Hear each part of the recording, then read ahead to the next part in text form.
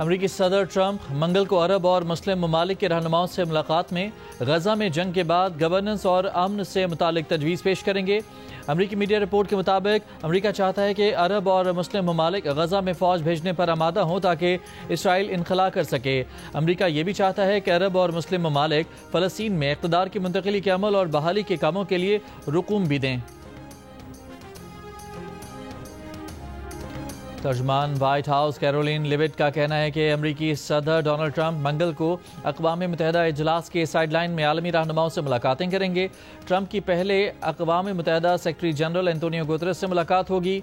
صدر ٹرمپ پاکستان، سعودی عرب، متحدہ عرب امارات، قطر، ترکی، مصر، اردن اور انڈونیشیا کے سربراہان سے بھی ملیں گے۔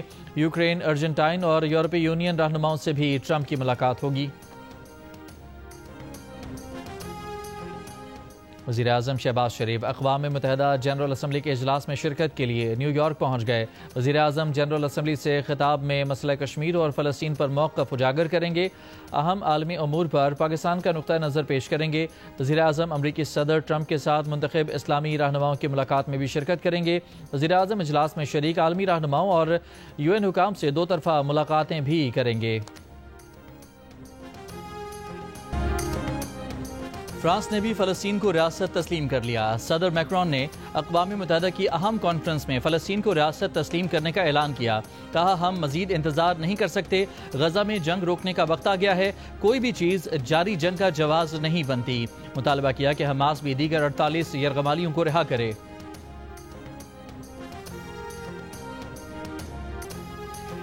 وزیر خارجہ اسحاق ڈار کی نیو یارک میں عرب اسلامی ملکوں کے وزرائے خارجہ کے اجلاس میں شرکت۔ اجلاس نے اقوام متحدہ کی جنرل اسمبلی میں یکساں موقف اپنانے پر مشاورت کی۔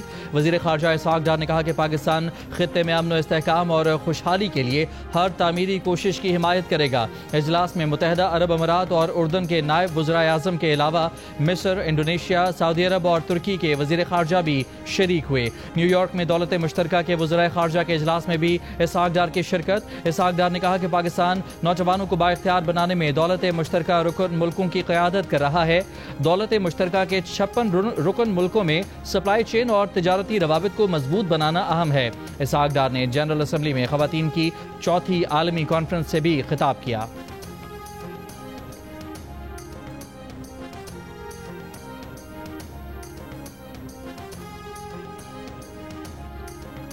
حکومت کا پاکستان اور سعودی عرب کے تاریخی دفاعی معاہدے پر پارلیمنٹ کو اعتماد میں لینے کا فیصلہ۔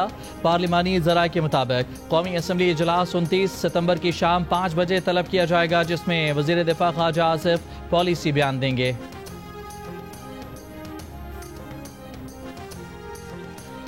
ایرانی وزیر خارجہ عباس عراقچی کا کہنا ہے کہ مغرب کے ساتھ جوہری تنازعات سفارت کاری کے ذریعے حل ہو سکتا ہے۔ مغرب تعاون اور تصادم میں سے کسی ایک کا انتخاب کر لے۔ نیو یارک میں ایرانی وزیر خارجہ عباس عراقچی کی میڈیا سے گفتگو، کہا، ایران اپنے جوہری پروگرام کے خلاف دباؤ والی بیان بازی کا جواب نہیں دے گا۔ ایشیا کپ T20 میں آج سری لنکا کے خلاف سپر 4 مرحلے کا میچ کھیلنے کے لیے پاکستان کرکٹ ٹیم دبئی سے ابوظہبی پہنچ گئی۔ پیر کو پاکستانی ٹیم نے آرام کیا۔ ایونٹ میں فائنل تک رسائی کے لیے گرین شرٹس کو میچ جیتنا ہوگا۔ شکست کی صورت میں اگر مگر کا کھیل شروع ہو جائے گا۔ سپر 4 مرحلے میں موجود چاروں ٹیموں کے پاس فائنل میں کوالیفائی کرنے کا موقع ہے۔ کوئی بھی ٹیم ایک میچ کی کامیابی پر بھی فائنل میں پہنچ سکتی ہے۔ پاک بھارت میچ میں فخر زمان کے متنازع آؤٹ پر پاکستان نے ICC سے شکایت کر دی۔ ذرائع کے مطابق ٹیم مینیجر نوید اکرم چیمہ نے تحفظات سے میچ ریفری اینڈی پائیکرافٹ کو آگاہ کیا۔ میچ رپورٹ میں بھی ٹیم انتظامیہ نے متنازع فیصلے کو ہائی لائٹ کیا۔ فخر زمان کو 15 رنز پر تھرڈ امپائر نے آؤٹ قرار دیا تھا۔ کمنٹیٹر نے بھی اسے حیران کن قرار دیا تھا۔ کپتان سلمان علی آغا نے پریس کانفرنس میں بھی کہا تھا کہ فخر زمان کا آؤٹ شاید غلط تھا، مگر امپائرز ہی فیصلہ کرتے ہیں۔ گزشتہ روز ایشیا کپ سپر 4 مرحلے میں بھارتی ٹیم نے پاکستانی ٹیم کو 6 وکٹوں سے ہرا دیا تھا۔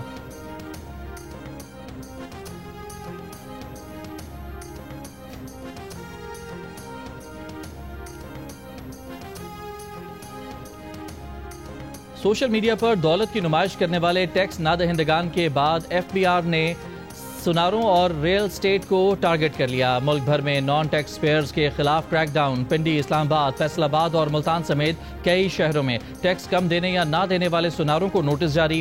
FBR کے مطابق 57,000 میں سے صرف 20,000 سونار رجسٹرڈ ہیں، ان میں سے بھی صرف 10,000 نے ٹیکس ریٹرنز بھرے۔ اسلام آباد کی بڑی ریل اسٹیٹ کمپنی پر FBR کا چھاپا، ریکارڈ ضبط، جلد سندھ اور خیبر پختونخوا میں بھی کریک ڈاؤن کا فیصلہ۔ اس سے پہلے FBR نے سوشل میڈیا پر دولت کی نمائش کرنے والے لاکھوں ٹیکس نہ دہندگان کا ڈیٹا جمع کیا۔ FBR کے مطابق بنگلوں، گاڑیوں، زیورات کی نمائش کرنے والوں کو ذرائع آمدن بتانا ہوں گے۔ چیف کمشنر ان لینڈ ریونیو عائشہ فاروق کا ممبر ان لینڈ ریونیو آپریشن کو خط لکھا، انکم ٹیکس گوشواروں میں زیادہ تر افسانہ لکھا جا رہا ہے۔ لوگ محل نما گھروں میں 24 گھنٹے ایئر کنڈیشننگ سے لطف اندوز ہو رہے ہیں، کچھ لوگ قیمتی گاڑیاں چلا رہے ہیں، برانڈڈ کپڑے پہنتے ہیں۔ امیر لوگوں کے انکم ٹیکس گوشوارے ان کے طرز زندگی کی عکاسی نہیں کرتے۔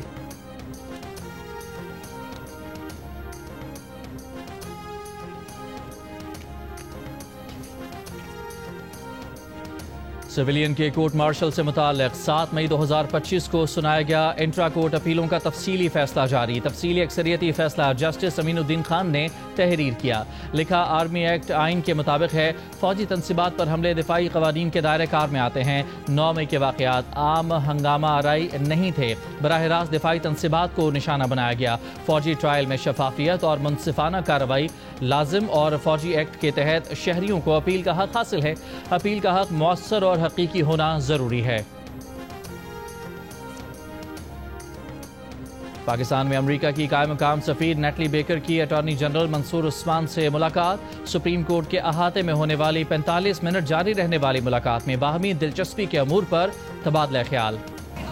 الحمدللہ پاکستان کے نصیب میں بھی یہ سعادت آئی کہ پاکستان بھی اپنے آپ کو خادمین حرمین شریفین کہہ سکتا ہے۔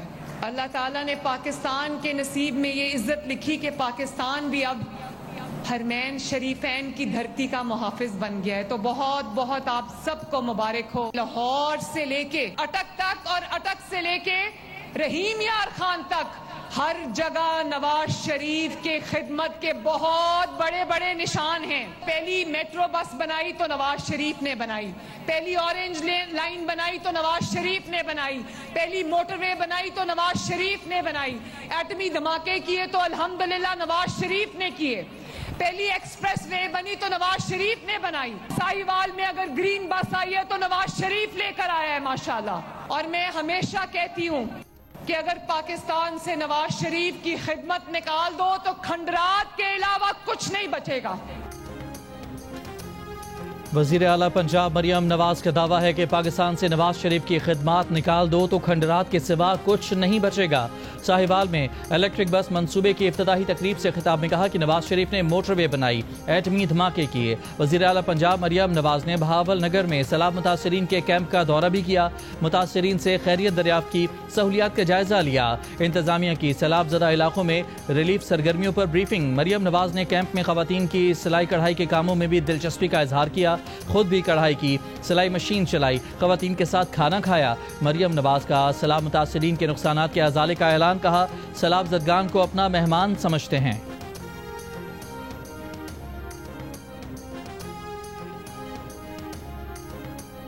ادھر آپ روز پڑھنے آتے ہو کہ نہیں؟ کیا پڑھا رہے آپ کو؟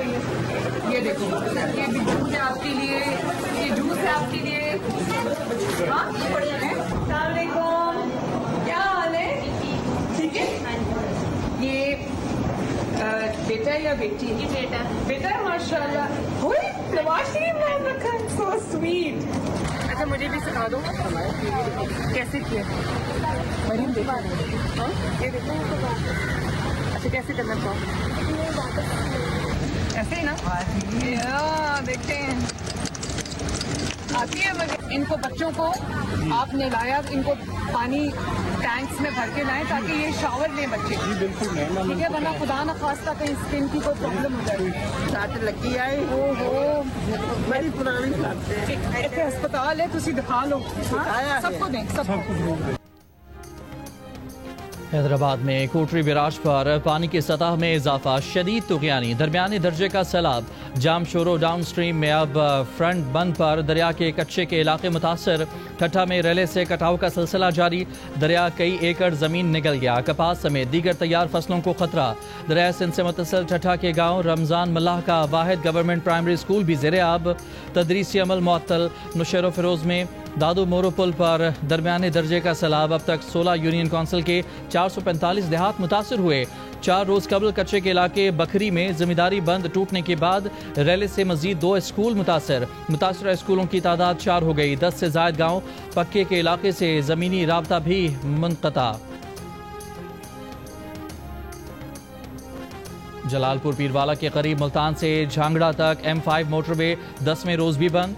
20 किलोमीटर के एरिया में मोटरवे को 13 से ज्यादा मकामात पर नुकसान पहुंचा। 2 जगहों पर मशरकी और मगरबी हिस्सा सैलाब में बह गया। मोटरवे के किनारों और मुतासरा हिस्सों को मजीद नुकसान से बचाने के लिए पत्थर डालने का काम जारी। पानी कम होने पर बहाली के काम का आगाज होगा। बाग आज़ाद कश्मीर में पाकिस्तान जिंदाबाद कन्वेंशन। साबिक वज़ीर आज़म आज़ाद कश्मीर सरदार अतीक अहमद खान ने खिताब करते हुए कहा, यह खित्ता मुज़ाकरात से नहीं बल्कि जिहाद से आज़ाद हुआ है। आज़ाद कश्मीर और गिलगित बल्तिस्तान आज भी पाकिस्तान के मजबूत बाजू हैं। धीरकोट के ताजरों ने 29 सितंबर की हड़ताल से लाताल्लुकी का इजहार किया है। राजा फारूक हैदर ने कहा कि 29 सितंबर के बाद सियासी जंग हुई, साजिश बेनकाब करेंगे। अफवाज पाकिस्तान की कुव्वत ने हिंदुस्तान को पसपाई पर मजबूर किया। गैरत और जुरत के साथ पाकिस्तान के साथ खड़े रहेंगे। वजीर ज़राअत मीर अकबर खान ने कहा, पाकिस्तान और पाक फौज से ताल्लुक कमजोर करने की साजिश काबिल कबूल नहीं। पाकिस्तान हमारी उम्मीदों का मरकज है। कुछ लोग पाकिस्तान से ताल्लुक कमजोर करना चाहते हैं। ओ लेवल और ए लेवल में आलमी रिकॉर्ड बनाने वाली पाकिस्तान की महानूर शीमा वतन वापस पहुंच गईं।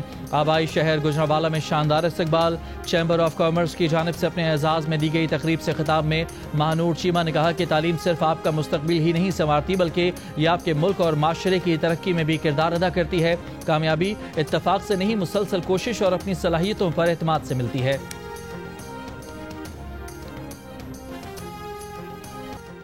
नौशहरा में निज़ामपुर के पहाड़ी इलाके से निजी कंपनी के 4 अहलकार अगवा। पुलिस के मुताबिक चारों मगवी जिला करक के रिहायशी हैं। मुकदमा दर्ज। कराची के इलाके लियाकताबाद में शाहीन फोर्स के मुकाबले में 2 मुबैना डाकू मारे गए। मुकाबले के दौरान गोली लगने से 2 राहगीर जख्मी हुए, अस्पताल मुंतकिल। पुलिस के मुताबिक मुल्ज़मान शहरी को लूट कर फरार हो रहे थे।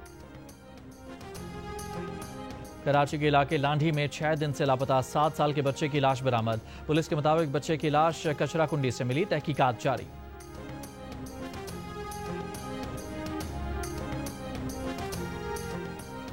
पुर्तगाल का भी फ़लस्तीन को बतौर रियासत तस्लीम करने का ऐलान। पुर्तगाल के सदर मार्सेलो रिबेलो ड सोसा ने कहा है कि फ़लस्तीन के मामले पर उनके मुल्क ने हमेशा 2 रियासती हल की बात की है। न्यूयॉर्क में जियो न्यूज़ से खुसूसी गुफ्तगू।